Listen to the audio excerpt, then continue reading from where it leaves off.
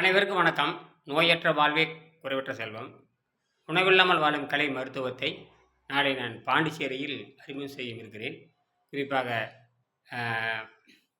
France மையம் இருக்கு. France ஆய்வு மையம், ஜெர்மனி ஆய்வு மையம் இணைந்து நடத்தும் ஓலைச்சுவடியை எப்படி படித்தல் என்பதற்கான பயிற்சி.